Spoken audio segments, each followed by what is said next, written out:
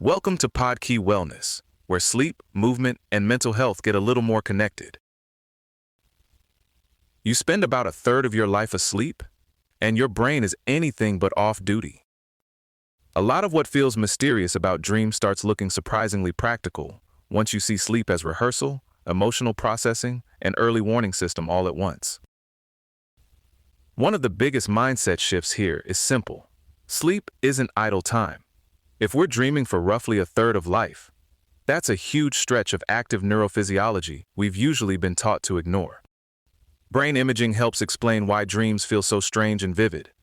The more executive logical parts of the prefrontal cortex turn down, while emotional and imagination-heavy networks turn up. So the dreaming brain isn't doing clean spreadsheet logic. It's working in images, metaphors, emotion, memory fragments, and story. That also helps explain why dreams can feel deeply meaningful one minute and absolutely ridiculous the next. Your inner director is working without much adult supervision. The borderland between waking and sleep, that hypnagogic or liminal state, seems especially useful if you approach it carefully. Practices like yoga nidra, gentle observation during sleep paralysis states, or even deliberately timed awakenings can expose what was described as a kind of vulnerable mental membrane. That window can make room for grief, creative insight, emotional processing, or targeted rehearsal, especially when people wake around different REM-rich points like 3 or 4 in the morning. The key word is safely. This isn't about wrecking your sleep for the thrill of it. It's about careful, intentional use of a state most people pass through automatically. Dream recall turns out to be trainable. A big part of it is not yanking yourself straight out of sleep with a blaring alarm and a sprint toward your phone. If you can give yourself a gentler 5 to 10 minute landing strip into waking, and even use a simple pre-sleep suggestion like, "I will remember my dreams," recall tends to improve. Lucid dreaming has a similar logic. One validated approach is waking about 5 or 6 hours after you fell asleep, staying a little groggy, and repeating a cue like, "I will be awake in my dream." Then in dreams, you look for odd tells like distorted clocks or extra fingers.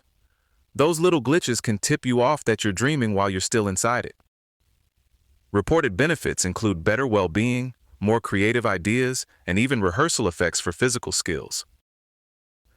That rehearsal piece matters because the motor system appears to stay surprisingly involved during sleep. Neurons that fire when you imagine movement can fire in patterns that look a lot like real movement, just without sending the final signal down the spine. So dreaming about running, throwing, or moving through space may recruit many of the same cortical circuits you'd use while awake. That's why this connects so neatly to athletes and even language learners who report gains after vivid, action-rich dreams. It's not magic. It's more like the brain squeezing in another rep. The same principle shows up in movement training while awake.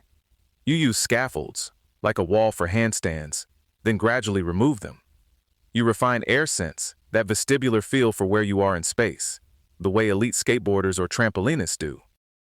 And sometimes updating a tiny internal model, like reimagining shoulder mechanics differently, can change the physical experience almost immediately. That idea is useful in skill learning, injury rehab, and broader cognitive work too. Nightmares deserve more respect than they usually get. Persistent nightmares, especially when they suddenly begin in adulthood or become repetitive, can act like a subconscious vital sign.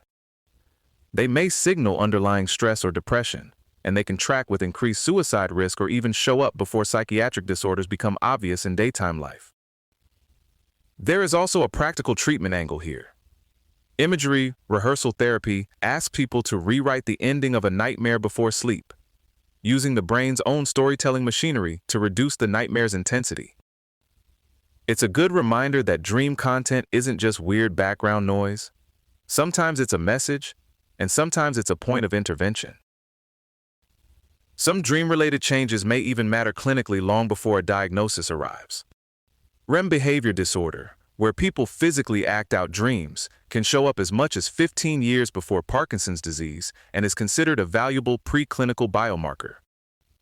There are also observed shifts in dream content in early Alzheimer's and Parkinson's, including more animal-focused themes in some cases.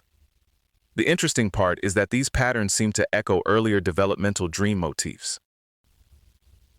None of that means every odd dream is a medical clue, but it does show that sleep can reveal neurological change earlier than many people realize. Then there are the dream themes almost everybody recognizes. Falling and flying show up across cultures and across history, with about 2/3 of people reporting them, and roughly 1/3 reporting teeth-falling dreams. That kind of persistence suggests these aren't random cultural leftovers. They may reflect older, hardwired patterns for threat rehearsal and escape simulation. Falling could model loss of grip or control. Flying could model escape. In that view, dreaming gives the brain a safe virtual space to practice survival and process emotion without paying the full cost in the real world. A lot of the same ideas carry over into habit formation. Discipline can be useful, but more as a scaffold than a permanent ruler standing over your shoulder.